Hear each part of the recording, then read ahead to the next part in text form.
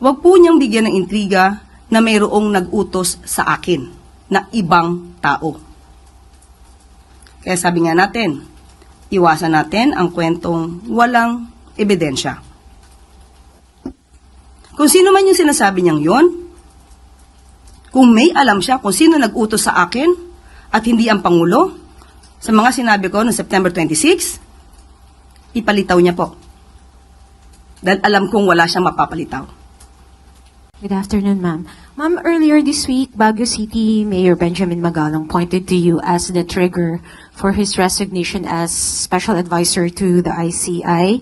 In an interview, sabi niya, and I quote, "Kumbaga, parang wala akong karapatang mag-imbestiga." Ayun yung message doon sa inilabas ni Yusek Claire sa press con niya.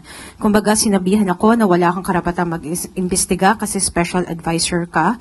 Tapos kung ano-ano pa ang sinabi sa akin. Your thoughts on this po? Sana po napanood niyang buo yung ating press briefing. Pero ito pong issue na to ay paulit-ulit na at nasagot ko na po, pero hindi ko alam bakit paulit-ulit pa rin at parang hindi po nagkakaroon ng katapusan ang issue na ito. But anyway, this will be my last time to answer these issues.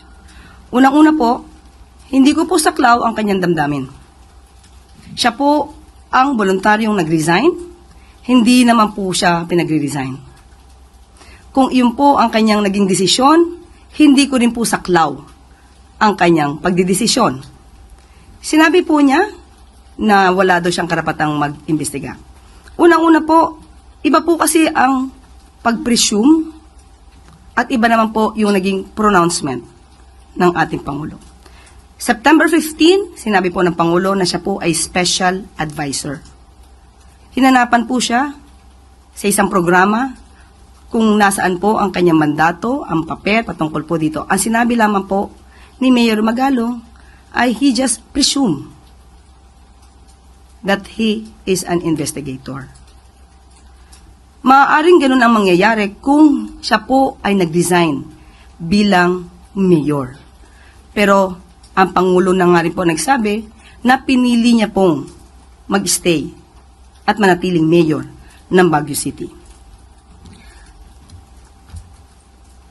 So, kung kayo po ang magtatanong sa kanya, maaari po nating hanapin nasan nga po ba yung sinasabi nating papel na siya po ay nagtatalaga o tinalaga ng Pangulo na investigador. At sana po, maiwasan na po rin sana natin yung mga guessing game na nagbibigay ng intriga, lalong-lalo na sa aking naging trabaho. Ang aking naging pronouncement po dito noong September 26 na ang role ni Mayor Magalong ay ibibigay muna sa legal team, yan po ay nanggaling sa Pangulo. Huwag po niyang bigyan ng intriga na mayroong nag-utos sa akin na ibang tao. Kaya sabi nga natin, iwasan natin ang kwentong walang ebidensya. Kung sino man yung sinasabi niyang yon, kung may alam siya kung sino nag-utos sa akin at hindi ang Pangulo, sa mga sinabi ko noong September 26, ipalitaw niya po. Dahil alam kong wala siyang mapapalitaw. Dahil yon ay walang katotohanan. So iwasan po natin ang mga intriga, lalong-lalo na kung tatamaan dito ang Pangulo.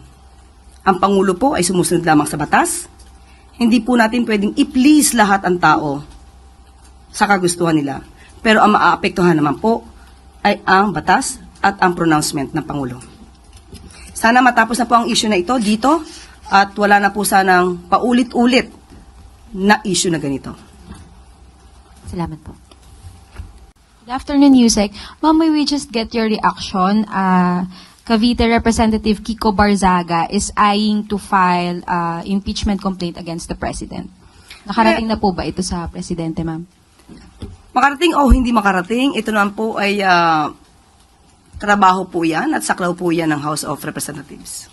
But ma'am, before po itong plano niyang pag-file ng impeachment complaint, he's also calling for the President to resign because yung corruption daw po ay dito sa Malacanang nanggagaling. Ano pong masasabi ng Palas? Mahirap po kasi magsalita ng walang ebidensya. Madaling magbintang, madaling magsabi kung ano-ano. Kung walang ebidensya, hindi dapat paniwalaan. Thank you, ma'am. Follow-up question from Ivan Mayrina, GMA7. Yusek, how does the palace or how does the president view these moves by Congressman Barzaga? He said he will file an impeachment. He called for people power to oust the president. He called for the president's resignation. While the congressman's ways may be unconventional, he is certainly getting a lot of attention. Is Malacanang paying attention? Sa panahon ngayon na marami pong ginagawa ang Pangulo, hindi po pinapansin ang mga ganyang klaseng usapin. Busy ang Pangulo sa pagtulong sa mga kababayan natin, maraming trabaho para maiangat pa ang Pilipinas, hindi para ibaba ang dignidad ng ating bansa. But again, is the president paying attention to Congressman Barzaga?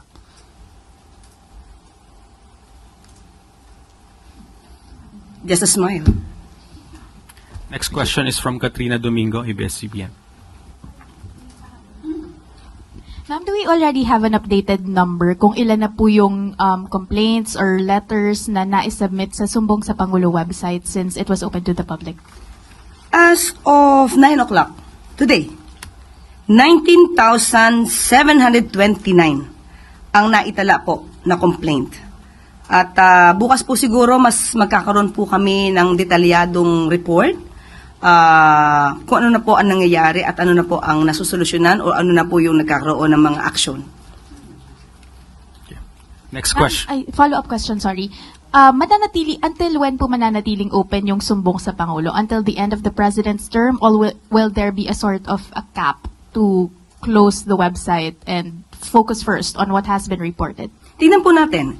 Kasi kapag ka po naman wala ng report at natapos na at wala nang pumapasok, maaari na po siguro ito isara. Next question is from Ann Soberano, Bombo Rancho. Yusek, good afternoon. Yusek, reaction lang ng Malacanang o ni Pangulong Marcos sa first ever joint activity between Philippine and Japanese militaries sa ilalim po ng Reciprocal Access Agreement. Ongoing po ngayon ang Doshin Bayanihan 525. Ito ay isang combined exercise between the two countries. Ayon sa National Security Council, ang nasabing inaugural activity ay isang strategic milestone in the operationalization ng RAA. Reaction po, ma'am. Yan din po ang nais talaga po ng Pangulo. Magkaroon ng reaffirmation ng ating commitment sa stability, peace and cooperation dito po sa Indo-Pacific. At hindi lang po ito ang nagpapalakas ng depensa, kung hindi nagbibigay pa rin po ng karagdagang kaalaman at para po mas maagarang pagresponde, lalong-lalo na po pagka mayroon pong kalamidad na nangyayari sa atin.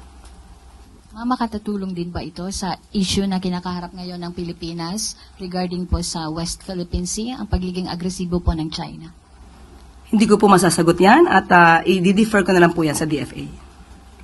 Next question is from Let Narciso, DZRH. Good afternoon, Yusek. Ma'am, sa Kamara po, mayroong resolusyon na nagpapaimbestiga sa tinawag na haunted hospitals ng DOH.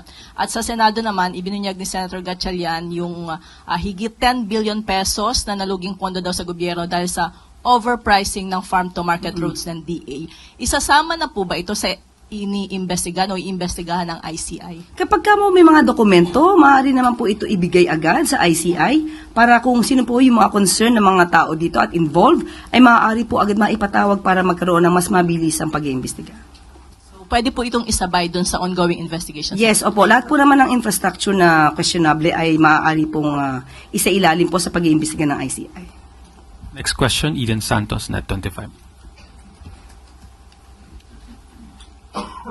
Yusek, sabi po ni Secretary Vince Dizon, meron ng 8,000 infra projects po yung naimbestigahan ng ahensya. May we know kung ang report po na ito ng DPWH ay naibahagi na kay Pangulong Ferdinand Marcos Jr. knowing na parang mas marami po dun sa 5,000 plus na mga flood control projects ng admin po, itong kanilang naimbestigahan na.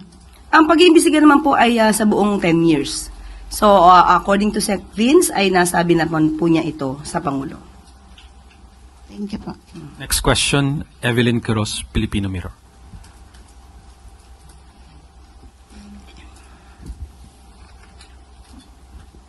Good morning, Yusek. Nagiging abala po tayo sa pag-iimbestiga sa mga flood control projects. Pero may naging kautusan po ba ang Pangulo na tignan din po yung mga, kasi po meron pong mga iba pang departments na may mga infra projects like DOH, DND, and DepEd po yung mga classrooms. Meron po bang naging kautusan ng Pangulo na tignan din po ito? Kasi po yung mga contractor po ng flood control, sila rin po yung mga contractor sa mga ganitong projects. Kaya nga po ang ginawa pong Independent Commission ay patungkol po sa mga anomalyang flood control projects and infrastructure. Ibig po sabihin, lahat po na maaaring i-report nila na may mga anomalya, maaari po itong imbestigahan. Yan po ang gusto ng Pangulo.